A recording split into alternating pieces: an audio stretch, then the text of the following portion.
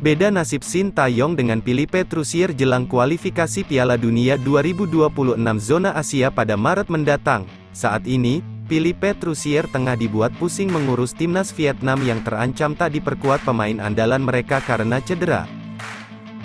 Di satu sisi, pelatih timnas Indonesia Sintayong tengah asyik berkeliling Eropa untuk memantau para pemain keturunan dan melihat pemain Indonesia yang sedang abort di sana.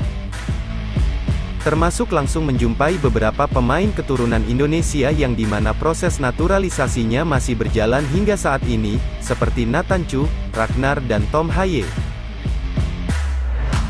Meski belum dipastikan proses naturalisasinya bisa selesai tepat waktu atau tidak untuk menghadapi Vietnam pada Maret mendatang, namun mereka tetap dipanggil untuk melakukan pemusatan latihan di Jakarta nantinya.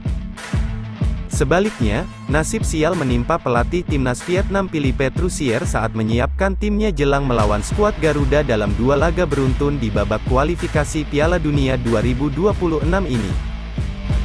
Philippe Troussier masih belum mendapatkan solusi atas cederanya para pemain andalannya di skuad Vietnam asuhannya yang nyaris separuh hilang. Sejumlah pemain andalan timnas Vietnam itu dipastikan tidak dapat memperkuat The Golden Star baik di laga kandang maupun tandang pada Maret mendatang, padahal kehadiran mereka sangat dibutuhkan saat bersua timnas Indonesia nantinya. Media Vietnam, Soha VN pun bersuara atas keluh kesahnya pelatih Philippe Troussier. Troussier kesulitan memilih kerangka yang cocok untuk 2 pertandingan penting melawan Indonesia di bulan Maret ini, imbuh mereka. Bahkan, pakar lokal Vietnam sampai putus asa saat dimintai saran soal strategi menghadapi timnas Indonesia.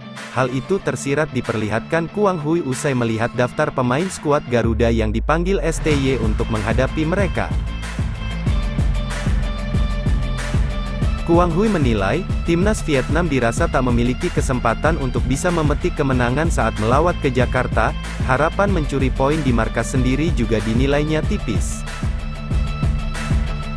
Pakar lokal Vietnam itu pun memberikan saran untuk Philippe Troussier agar bermain bertahan, dan menerapkan gaya parkir bus dan manfaatkan serangan balik. The Golden Star dinilai tidak akan kuat jika bermain secara terbuka melawan timnas Indonesia dengan komposisi skuad yang tidak komplit. Sementara itu, timnas Indonesia hadir dengan skuad penuh, bahkan berpotensi bertambah kuat dengan kedatangan pemain keturunan yang baru.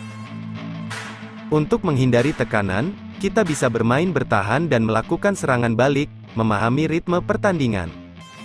Tapi jika kita bermain seperti di Piala Asia lalu, bermain secara terbuka melawan timnas Indonesia sekarang tentu sangat merugikan, pakar sepak bola Vietnam, Quang Huy.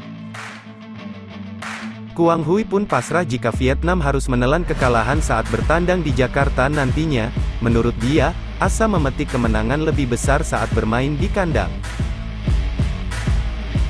Terlepas dari komposisi pemain, pakar sepak bola Vietnam itu menyebutkan timnas Indonesia sebagai lawan utama dalam perebutan 1 tempat menuju putaran ketiga kualifikasi Piala Dunia 2026 ini.